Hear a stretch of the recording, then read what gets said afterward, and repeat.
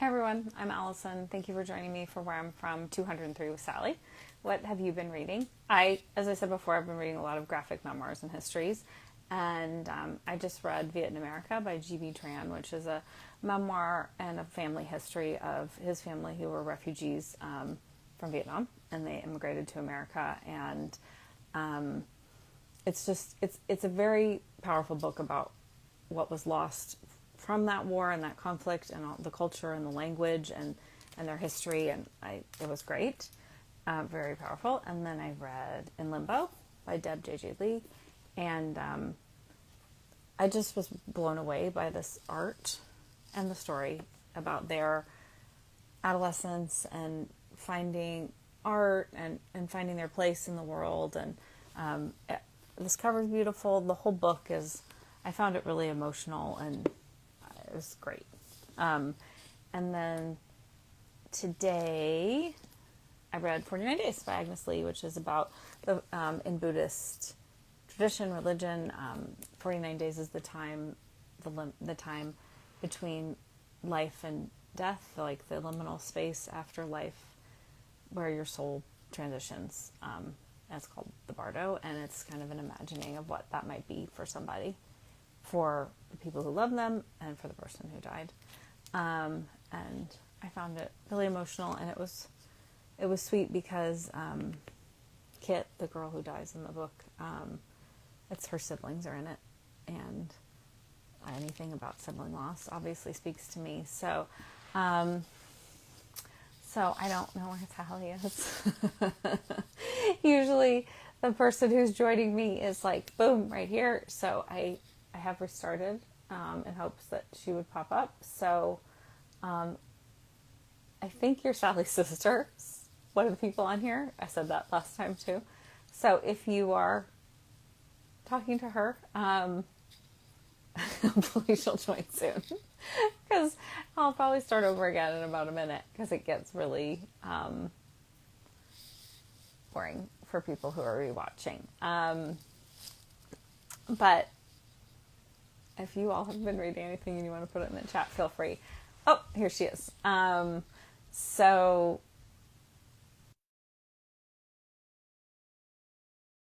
And what are you reading, Lena? I'm curious, and Sally, maybe you'll ask her. I invited you to join me a few times, and then hopefully if you join. Okay, Sally, we can start over again because this is kind of gone. I've talked for a while. So on your phone, even if you don't see the live, I would just click on um, um, my little picture, and should connect you to the live. But everyone can watch this intro. I'm so apologetic when people have to sit through this.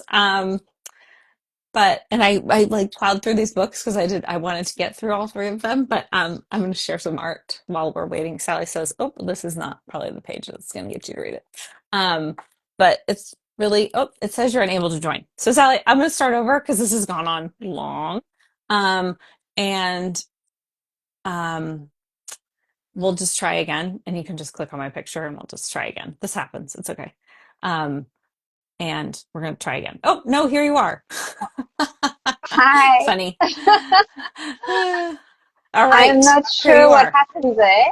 Um, I don't and I know. can't see you, but I can see me. So if you can hear me, we can just manage that. Yes, you're here. I can see you and me. Cool. I Excellent. was talking about all the books I've been reading, and then I just started to just kind of not know what to talk about. So, Yeah, well, my apologies. I could see you on my computer, but yeah, not on my phone. And yeah. anyway, I'm here But you now. did it. And Just, I think I your do sister apologize is to here. anyone who was waiting. Is that your sister who's here? Is that Jenny? I think it might be. And I kept being like, if this is your sister, let her know. Jenny is awesome. She comes to so many of my book clubs and That's things, very even if sweet. they're running in the middle of the night. So it's now 5 a.m. in South Africa, Oh and my she is not a goodness. morning person. So I thought for sure she would miss this one, She's here. She but says here she is. yes. That's very sweet. Wow, 5 a.m. That's commitment. Thank you, That is Jenny. commitment. Yeah. How long have you been in Australia, Sally? Oh, I came here in 2008, so Okay. 17 years now. Yeah. I had planned to come over for 2 years, but things did not go according to plan, and I'm still here now. It's a beautiful place, but so is South Africa. Yes, they're both beautiful, and miss South Africa every day. Yeah, I bet. Yeah, so I'm so glad you joined me. I know that you were a little nervous. So how are you Mhm. feeling now? Yeah, well, look, I'm taking the plunge, so You I are. am I'm so nervous. glad that you are. And Lena is here, who we both know. Oh, hi, Lena. Oh, that Yeah, makes me feel better. I've got yeah, Jenny and I've got Lena. exactly. Exactly. Um, yeah, I'm so glad you did. I mean, obviously it's not required, but it's you put so much work into it. So I really was hoping that you would do it because it's Yeah, look, beautiful. it was challenging for me for a few Yeah. reasons. I mean, we can see where our conversation takes us Yeah. later, but I have something on paper, and You do. You don't just have something. Um, it's more than something. Would you like to read it? sure, sure, I'll All do right. that because I think I'll be less nervous once I finish reading it. Yes, for sure. Yes. Okay. I am from half-cent sweets, shoplifted from the corner store, from Chappies bubblegum and Wilson's toffees. I am from the largest house on the street, its cold chimney reaching up to empty skies while wet dogs huddle around the asbestos heater. Bird-ravaged figs discarded beneath backyard trees, a drop of milky fluid at a broken stem, all that remains of their sweet promise. I am from red hibiscus flowering, and the last child standing beneath the tree I am afraid to climb, staring up at rotten planks left behind by siblings grown, now building their homes with bricks. I am from 6 kids, dwindling to one, weekend drives on burning vinyl, separated from the driver's seat by a gulf of adolescent pain. From Peter Edward and cousin Joan, but call her Johnny, call her Mum. I'm from extreme food aversion and textures at my fingertips that make my cowardly teeth cringe. From never quite fitting in, from not knowing when to stop, until the day Mum followed through on her threat to put me out of the car. We were all the happier for it, and I've been walking solo ever since. I'm from Catholic school and church on Sundays, genuflections and earnest signs of the cross with damp fingers. From your eyes were too big for your stomach, and women have to suffer to be beautiful. A barrage of assumptions and beliefs that made sense until they didn't, that made sense to everyone but me. I'm from Africa, the mother city, and long ago white settlers bewildered on strong black land, from privilege that can't be counted in rands and cents, from fried eggs on Fridays, peanut butter on endless rows of soft white bread doled out to neighborhood kids and strangers at the garden gate alike, sugary treats and care packages sent to brothers carrying guns too heavy for teenage gowns. From one grandfather who played cards with this awkward child for hours and years, impossibly the same sly man who broke his first wife, and then the next, and the one after that too. And another I never met, who went to bed one day and didn't get up until my grandmother died, and there was no one left to take care of him. I am from this poem that tells you everything about me and nothing at all. So it was wonderful. I loved it. I thought the I'm the youngest of five, so I really related to that dwindling down to one, and I could so imagine the treehouse and the planks, and it's such a unique thing. And I also I loved your description of your grandfather because I didn't have that kind of closeness with my grandfather, but he did drive three women insane. So, I I it's interesting. I think that a lot of people can relate to having a relationship with their grandparent that grandparent did not have with their own parent, and it is this dissonance of trying to square that. Like how do they have this kindness in them, but not for everyone? Yes, Uh, and it's interesting you use the word dissonance because I think that's something that was challenging for me in the whole poem. But yeah, my grandfather, I was very close to him as a child, and when I became a teenager and became more aware and embraced feminism and mhm, became more socially mhm, conscious, mhm, it was very hard for me. mhm. And he died during that period when I was really struggling with that. So that's sad. You know, it's sad that at the time, you know, in his last month, I felt such a strong dissonance with him. Um, but you know, that's part of growing up. It is part of growing up, certainly. And also, I have a sibling. Well, all of my siblings actually one time were like, get out of the car. All of you, all just walk. We will drive. And so I thought that was funny too, because of course you couldn't do that now. Like that would be completely No, like not okay. But I would I was not. trying. Yeah, I was trying to remember how old I was when that happened. Mhm. Um, and I'm going to guess I was nine, Right, about 9 years old. right.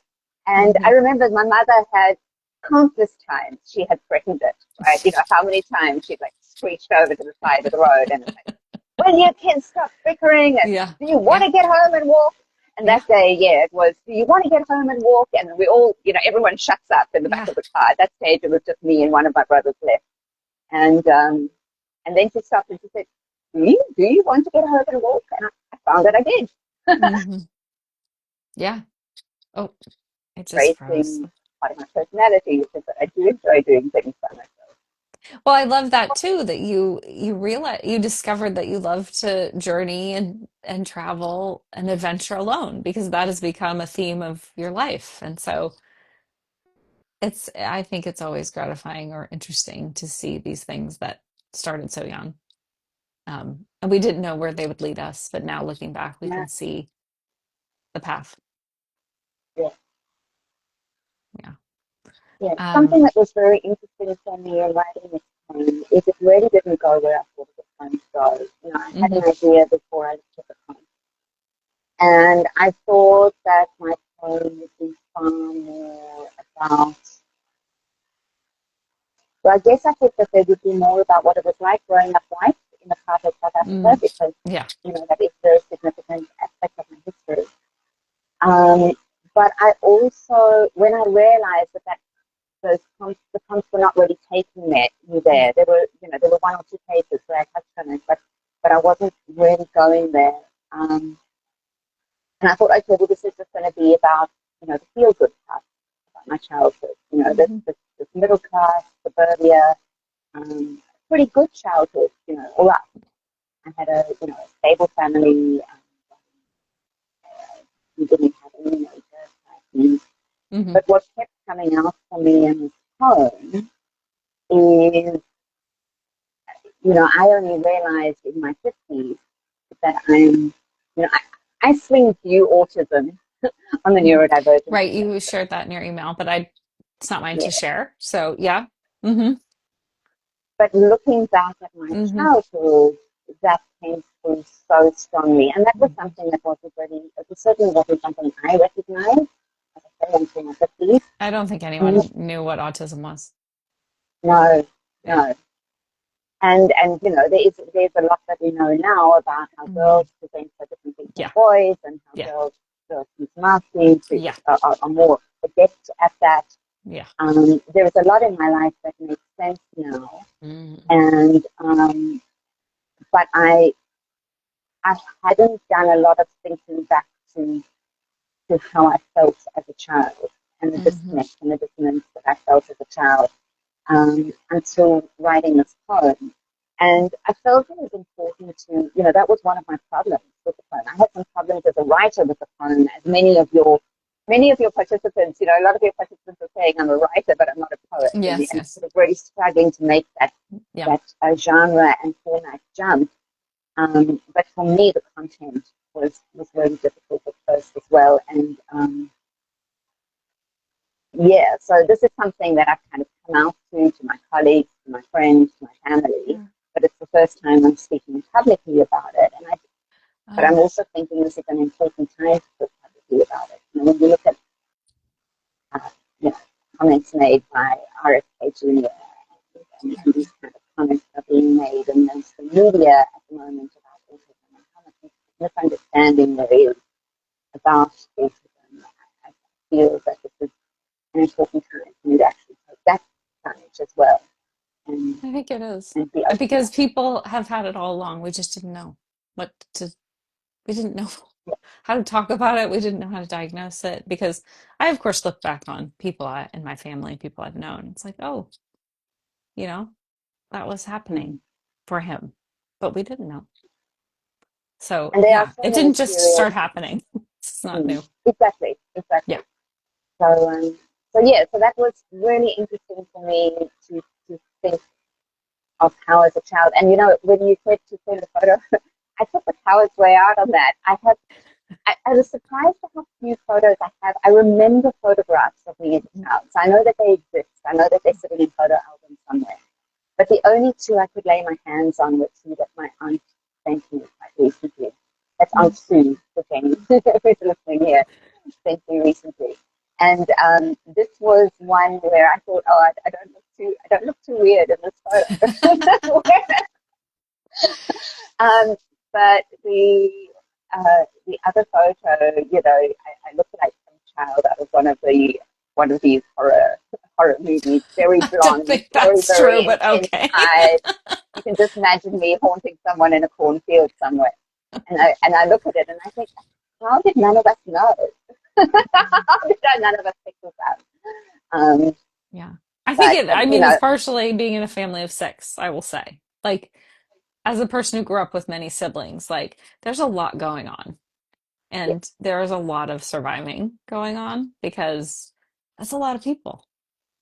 it is a lot of people, and there's there's certainly I'm not the only one that's got neurodivergent traits in the family as well. So Right.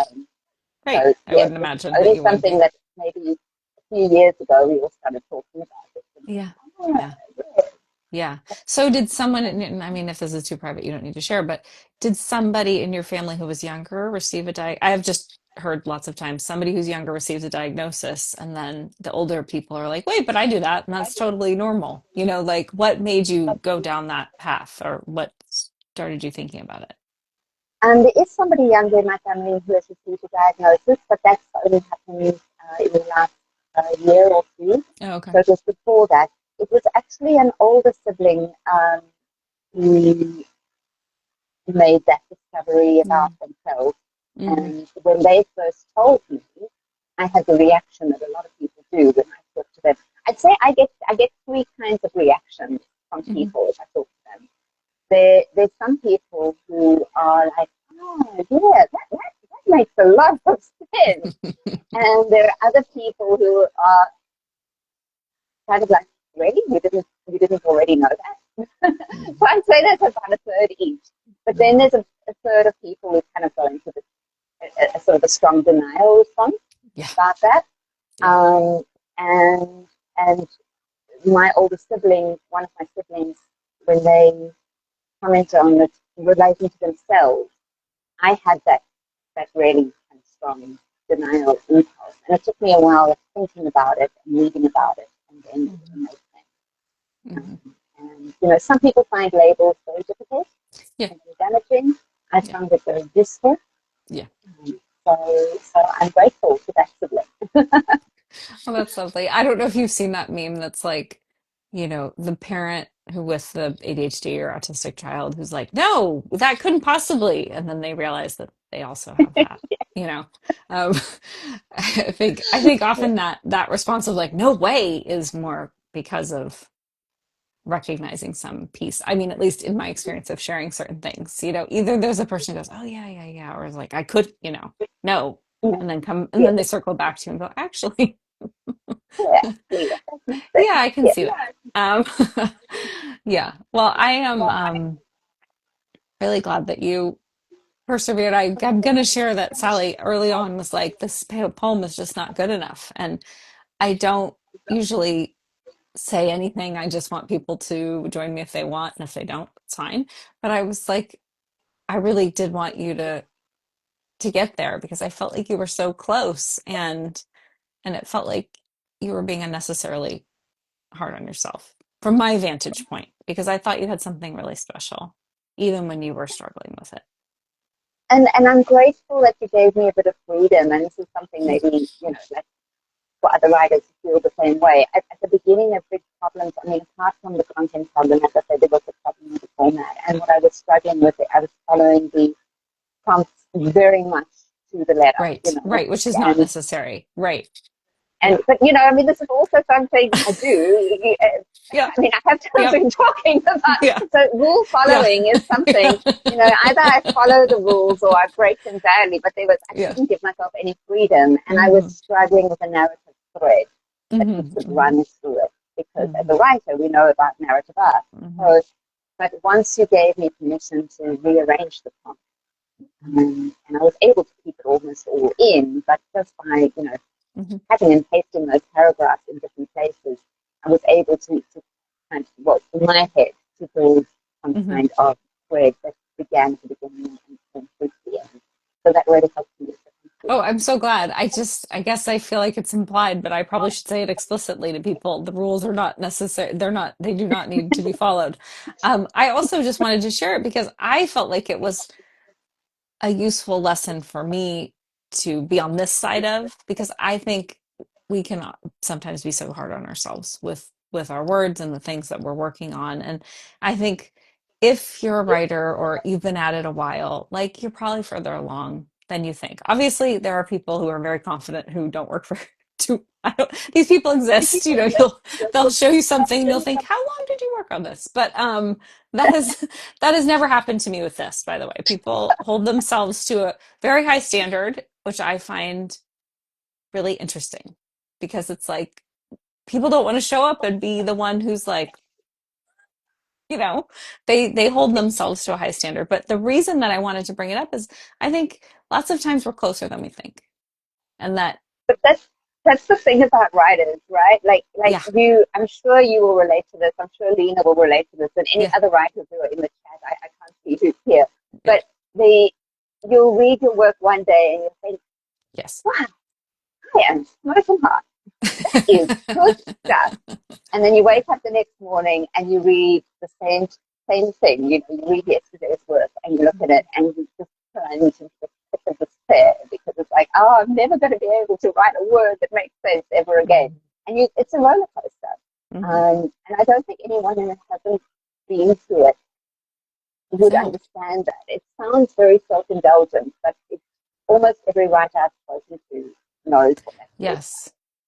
And I think just how important it is to just get your butt in the chair and keep going.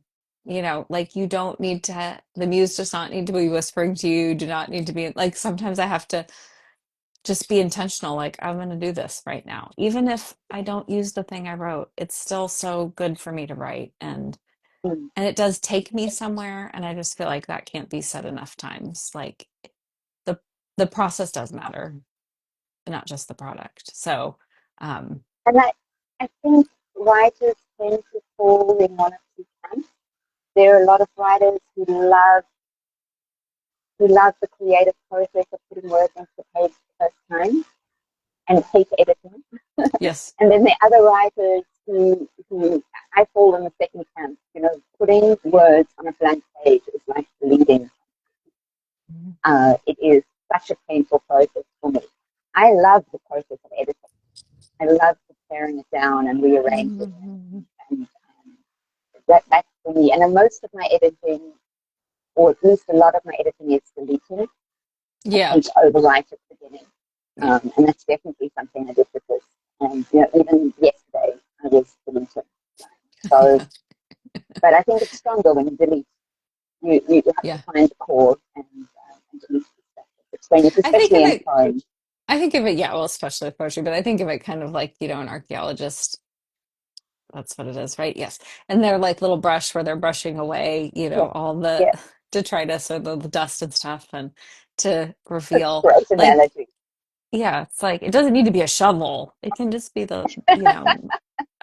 but it makes but you need it. You need all the different tools. So, Sometimes you need the shovel. you do. but, I but mean, but yes, when you get to the point where you have the brush and you're refining it, and it's like, hey, if I can just break the line in a different place, yeah, yeah, it does matter. you For just put that me, paragraph break in a different yeah. place, and suddenly Hmm. it's stronger, and that's Hmm. exciting. Flow matters a lot for me. That's why I Mhm. read everything out loud because that's how I get better in touch with it myself. But well, I'm so glad that you did this, Sally, and that you did Thank something that was you. I am too. uncomfortable. I'm so grateful that you did. I didn't want to be pushy, but I try to be right on the line of encouraging and pushy because I just was like, yeah, you don't have to, but please do. So I'm glad that you did. And I really I just you articulated some things that were so true for me too in a way that I found so helpful. So I thank you. I that is one of the pleasures of this is like, wow, that happened to me too, and I would never have put it like that. And it's revelatory. So thank you. Thank you. Yeah, you can't see this, but my hands are still shaking a little bit. So this was way out of my comfort zone, but I am grateful for that. And this message from Jenny. And your I sister says love you. So Yeah. I don't know if you can see that. Very sweet. But she was the older sister that would be looking after me as this very strange, awkward, awkward child. So yes, That's really sweet. Well, thank you, Sally. Thank you for being here, Jenny, and thank you everyone else. And have a lovely day, Sally. thank you so much. Okay. Okay. Bye. Bye.